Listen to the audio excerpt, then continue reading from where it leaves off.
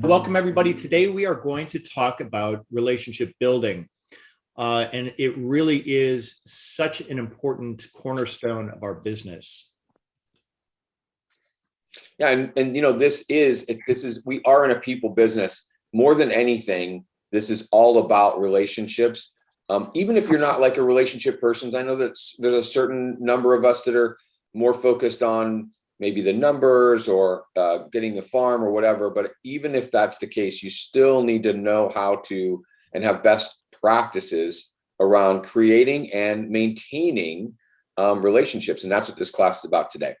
And the maintaining part we're going to talk about next week. So this is the building block, the first part of really putting our business together. And we want to talk about a method called FORD. And I'm thinking that many of you are familiar with this or have used it and may have used it and not even known it. And this is just a really great to start conversations with people and to really get to know them and build the trust between the two of you, which is so important with your clients. Yeah, and just to kind of go back to that, you obviously, if you are doing your daily navigator, or if you've seen mine and Kevin's, it includes a certain number of FORD questions every day that we're that purposeful about this method. So if you haven't learned that yet, or if you've been curious, we're going to talk about that right now. So do you want to take the first one, Rick? Yeah, so let's talk about family. Now, I also want to say just in general about these questions, the idea is not necessarily to go through all of the FORD questions on every conversation. The idea is to have conversations that's about them, that you get a chance to be curious and find out and know and help them understand how important they are to you by you being curious about them. And so the first one is F for family. And so the easy question is, tell me about your family. Tell me what's going on in your life. And ideally, you know enough about their family to say, tell me about Sarah. How's it going? You know, I know the last time we talked, she was interviewing for a new job. How did that go? What's going on with Sophia? I heard she's going to college. How's that going? You know, be a little bit more specific, and then let them say whatever they say. And just like anything, we want to have that follow-up question, and we'll get into that a little bit, but it's all about being curious. That's right. Next, we have occupation. Most everybody is or has worked at some point. So this is another one of those questions that you can use. How are things going at work? Have you had any interesting deals going on? What people like talking about themselves, and the whole idea of this is to be in a position that you are allowing them to talk. So asking a question about work, job, career, things like that is a question that will garner a lot of information back to you. Recreation's always fun. And also, this is not one of those ones that you necessarily tell me about your recreation. Remember, these are just trigger words to help you think of things to talk about and be curious about with your database. And again, the more you already know about people, the more specific these questions can be. So if you know, for example, that somebody is a particular sports fan, it's a great way to talk about, hey, you got any upcoming Giants games that you're going to? Or how's that, that co-ed volleyball team that you're on? I know we talked about it the last time and you had hurt yourself. Are you feeling better? Are you back out there? Whatever it is. But again, it's talking about the things that they like to do for fun. That's right. And it could include, I always like to ask, so do you have any vacations coming up? So it's not necessarily the slide is showing sports, but it really is more of just kind of downtime or off time. What do you have going on? So the next one is dreams. And this one seems a little bit out there, but really trying to get to what people's aspirations are, what they're hoping to do, what they're dreaming to do, and to be able to talk about that opens up people's minds and lets them wander a little bit and think about, wow, I really want to do this, or I would love to be able to do that. And getting into that conversation gets you a little bit closer with people because they're really opening themselves up with what they want to do in terms of future. Yeah, and both that question, recreation and dreams, a great question that you can ask people is, what are you looking forward to? What's coming up down the road that you're excited about, whether it's in the short term and the long term? That's a great way to get people thinking about something that makes them feel good. And then again, being curious around that. That's right.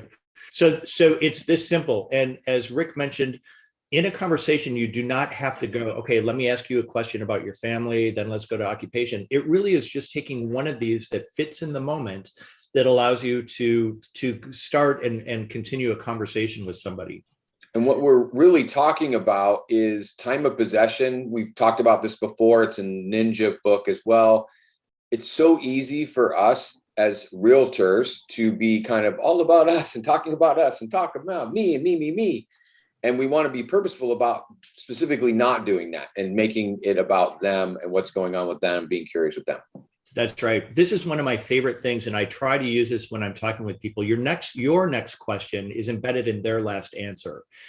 And the only way that you can really do that is by listening to what they are saying and not thinking, okay, what can I say next? What should I say next? But be listening to what they're saying and then continue that line of question. So as they're talking, think about, okay, they're talking about going on this trip. I should ask them where they plan to go, or what are they going to be doing, or however that works out in the conversation. But keep their line of conversation going with continuing to ask the next question based on what they just said. Yeah, and listen, I mean, this is the thing that I know for me is it's hard. I'm an ADD guy. My brain's going a mile a minute. So I have to make sure that I'm being super purposeful to listen to what they are actually saying, not doing like what Kevin just said, what am I going to say next, or what's going on over there? And so that I'm in a position that I can be kind of active listening. In fact, I'm always trying to think about, I want to be able to repeat back what they've just said to me so that they know what I've said. It sounds like you're saying this. And I think is the next slide the big follow-up question? So yeah, this is one of my favorite things to ask when I'm talking to somebody. Somebody will make a point, and if you just say, "Tell me more about that," excuse me, it continues the conversation. And tell me more about that. You can use over and over and over again in a conversation, or a form of that to really help them expand on what it is that they're talking about. And again, it builds the trust, and that's what we're looking for. Yeah, and that tell me more about that. You can use that in a lot of places, especially when you're being curious with, people's house search or what's going on or their frustration. Tell me more about that is something that it is just part of how I talk, right? Because and I think, Kevin, we do this to each other. Kevin, tell me more about that so that we're understanding each other. It's genuine, it's authentic, right? We really want to know what is going on. Okay, so let's talk about business development. If you're using the Weekly Navigator on Fridays, it talks about business development as the category for the day. And business development is where you're purposely going out and seeking relationships that can help you further your business. So if you want to go to the next slide, Kevin. And there's lots of ways to go about, that in terms of being purposeful about it. But two things that I really have had good success with, and I won't say that I totally enjoy. I will tell you, my confession is that I really don't like going to networking events. Not because they're boring. It's because I'm terrified. I do not want to go introduce myself to somebody new. And I know that sometimes people find that surprising because I'm happy to speak in front of a group of 1,000 people or 10,000 people. But put me one-on-one with somebody I don't know, I don't like it. So I want to be clear that I'm not coming in here like naturally. So if you happen to be similar to that, there's a book Bob Burg wrote. Bob Burg wrote, The Go-Giver. Many of you have already read that. It's going to be one of our books eventually. But he also wrote a book called Endless Referrals. And we're going to get into some of his top 10 questions that you use at a networking event. But networking events are a really great way to connect with other people who want to do business development. The other thing is what we call a triangle of trust. The triangle of trust is when you have a client or a business person that you already do business with, typically people that you're already in really good relationship with. And you say to them that this just happened to me this last week. I was out to lunch. It's a VIP client. He's done multiple deals with me. He sends me business all the time. We are very comfortable with each other. We go golfing together. We go to concerts together. We're very close. And at the end of the lunch, I said, Dan, who should I be in conversation with? And he had been talking about this attorney that is, he's a land attorney and so forth. And I said, I'd like an introduction to him. Would you do that? Yeah, of course. So he does an email introduction. I go back and forth with this guy. And because I'm being introduced by a friend, I'm of course immediately in the door. I have no gatekeeper. I'm not going in cold. And we decide to set up a lunch. And the lunch is going to include Dan, the VIP. So now we're going to go out to lunch, and the lunch will go something like this. Rick's cool, Dan's cool. And so therefore this new guy is cool, and we're all cool together because we all know each other. There's a triangle of trust there. And so creating this purposefully is a great way to look for and start enhancing your database with more VIPs. Now, I don't know whether this guy that we're going out to lunch with will ultimately be a VIP, but that is the business that we're trying to create. We're trying to always backload our database with new VIPs because some of them are going to be dropping off. Remember, the database is a dynamic thing. So if you go to the next slide. Okay, so going to a networking event is, like I said, not at all at the top of my list of things to do. Usually it's because I feel like I'm there, to develop business, and I don't like that kind of pressure. However, with these top 10 great networking questions, it becomes so much easier to just talk to somebody about themselves. Remember, most of these people also don't want to be there. They're just as uncomfortable to meet other people. And so if you can go in and I have a blank slide. Is there? No, we're gonna come up to the questions. So okay, so I just got to stop talking. Is that what you're saying? So let's see what these top 10 questions are. So, and I want to let you know that I have put together a list of these questions and have posted them on Workplace. It's in the knowledge library. So we're going to go through these sort of quickly. Just know that you have access to them in Workplace. So the first one, this is a great one. And these questions all are kind of calculated in such a way that you are going to be able to draw information from the person that you're talking to in an interesting way. So the first one, great one. How did you get into real estate in our situation? Well, it may not be real estate, right? So it may be a networking event at another real estate thing, but it doesn't matter if that's why they say widget. It can be any business at all. The idea is you've made the introduction, you've said hello, you've done the awkward part, and then you start rolling into these questions. It's all about them. So what do you enjoy most about this business that you're in? It's a really great question to get people talking about it. So this one I love as well. What separates you and your company from the competition? And by adding in the company, it allows that person to tell you a little bit more about the firm that they're with or whatever organization that they're with, and not just them. It kind of takes the pressure off of personally and adds it to as a whole the firm that you're working with. But it does give them a chance. I mean, you're asking them to basically brag about themselves a little bit. And so, people do like to talk about themselves. What advice would you give someone just starting in the widget business? Is also a really great one because it gives people an opportunity to, again, kind of shine and show, hey, I'm an expert and here's things that, that I know about this business. What one thing would you do with your business if you knew that you wouldn't fail? This is a great question because this is a part of the dreaming question with Ford. If you could do anything for your business and you know that you're not going to fail or the business won't fail, what would that be? So it really allows somebody to think about dreams, aspirations, and what they would do if they weren't afraid of failure. Yeah, it's the magic wand question, right? That's if you could wave your magic wand, what would you? And again, gives them a chance to expand their brain and think about things. What significant changes have you seen in your profession through the years? Again, gives them a chance to be an expert and really shine in front of you. It's to give them, all the knowledge that they know about their business.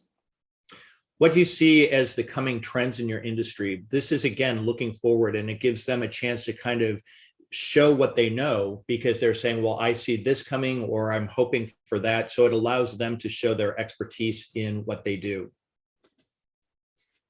Describe the funniest and strangest incident you've ever experienced in your business. Now, I want to say a couple things here. One is you don't necessarily have, just like Ford, you don't have to go through each one of these questions. These are examples of questions that are conversation starters that give people a chance to be a star and talk about themselves. But this is a really great one because sometimes you can get some quite good stories. And if people are laughing and feeling comfortable, guess who they're laughing and feeling comfortable with?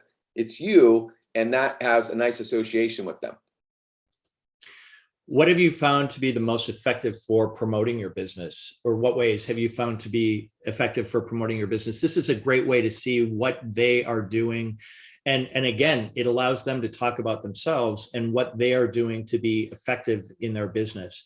So it's that conversations situation that you are allowing them to brag about themselves, to talk about what they're doing. And it can also be an interesting discussion to maybe you have some ideas or thoughts that you could add to it. So it's one of the pieces of the conversation that gets it going in two different ways.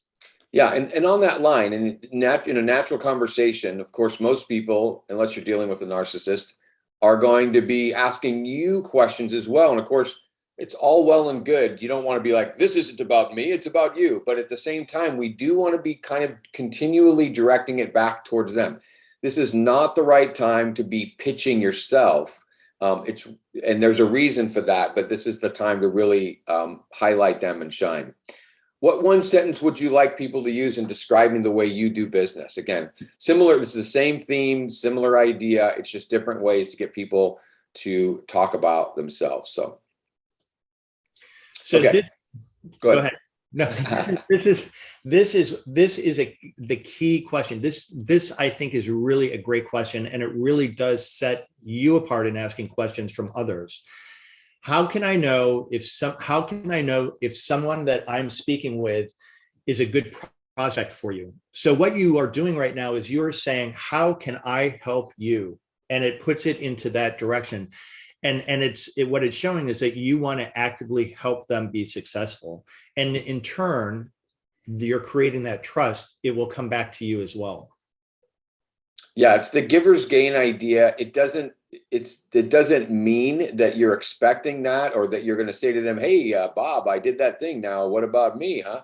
It's more like in the universe, if you're out there coming from contribution all the time, this is what flow is all about, and it will come back to you. It may not even come back from that specific person, but when you're out there doing the right things, being helpful, making a contribution to people, it really does create flow. And so and I've done this multiple times, and it really makes a difference. Okay, so here's the follow-up tips to these networking events, or any kind of a place where you find yourself using, meeting new people, asking those questions work great all the time. Do not hand them your card and think, I've done it, yay, that was so great. We connected, and I know that person's going to call me. They're not. They're going to go, it's going to go on their nightstand, or it's going to go in the trash. And as great of a conversation that you had with them, it's unlikely that you will ever hear from them again. So make sure that you have control over that relationship by either getting their card or getting their contact info. I know a lot of people don't carry cards anymore. I hardly ever do. But, ask them, hey, I'd love to have your contact information in my, so that I can, because remember, you've set this up with, how am I going to know when I'm in front of a great prospect? You think that person's not going to give you their contact information? You're crazy. They will. The next thing is that you write a handwritten note and do not mention your business. So, Bob, it was super great meeting you the other night. I love, how you handle your business and the experience that you've had. I'm looking forward to finding somebody that is a good prospect for you. Talk to you soon, Rick. Nothing about, and let me know if there's anything I can do for you in real estate. Like, do not say that. Okay. And then put them on your drip campaign to make sure that they get your below the waterline letter. We haven't talked about below the waterline, but it's next week. But basically, it's to make sure that you're still in front of them. There's going to be other ways that you're going to stay in front of these people as well. But if you do these three things, you've got a much higher chance of turning that into something. By the way, if you're spending time with this person and you just don't like them or it doesn't go well, don't do any of these things. In other words, this isn't just like do it for everybody. You're looking for people that you want to be in business with, right? And if you don't, then don't spend any more time with them and move on to the next person. So the whole idea of what we're doing here is we're trying to build relationships and build relationships that have trust. So by building relationships, you build trust, and likewise, building trust builds relationships. So it goes in a circular pattern, and it's a thing that's really important. And as Rick just said, it's people that you start trusting that you are going to start doing business with, or get referrals from, or work with, and bottom line, hang out with, because you enjoy being with them. And that's all an important thing in our business. So here's some homework for you. We have 4 things that we want to look at this week. First is let's thoughtfully use Ford when speaking with friends or family, or people that you haven't met before, or colleagues, or whoever. But be mindful of, okay, today I'm going to try to use Ford 3 times, and be thoughtful about making that happen. Can I just throw in some extra credit on that one? And then I'm saying this to myself, but you guys are welcome to do it also. Is when you do take the time to have the Ford questions, go back to your database and write down, type in what you've learned, so that when you're interacting with them again, you actually have access to that information, names of kids or whatever it is, so that you can follow up with even better Ford questions the following time. It's a great point. Next one, this is easy, and we've all heard this since we were young, I'm sure, is just listen and then respond. It's what, for those that were on the 4 Agreements call yesterday, it's the same thing. Don't assume that you know anything. By listening is how you learn. And so when people are speaking to you, don't assume that you know what they're going to say. Don't assume that you have the answer. Listen to what they have to say first and then respond. The next one is tell me more about that. As Rick said, we use this on each other all the time. I use it when I am talking in just about any conversation, so that you can learn more about the person or the situation. So think about using that easy little phrase, tell me more about that. And just, it will be interesting to see what comes back to you if this isn't something that you're already using. Yeah, and can I just go back? And I appreciate you doing the call back to yesterday's call about the 4 Agreements. But tell me more about that is also to combat the automatic pilot we get into in making assumptions.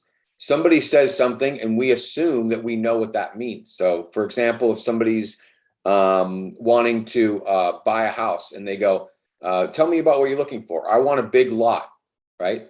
Well, I might assume that they want a big lot because they want to grow something, or because they want a certain amount of space for whatever reason. And then when I say, tell me more about that, and they say, oh, well, I just want privacy. I like to walk around naked in my backyard and I don't want anybody to see me. Well, then now I know that they don't actually need a big lot. What they want is privacy. But if I just assumed that they wanted a big lot, I may not be showing them exactly what they want. So that's another version of not making assumptions and being curious. I know we've said curious probably 15 times on this, but that's really what being in a relationship is all about. That's right. The next one is, when you meet somebody this week, maybe for the first time, or you don't know them very well, take a look at those questions one more time that are on Workplace, and kind of get the idea of those questions in your mind, and try using them and see what kind of a response you get.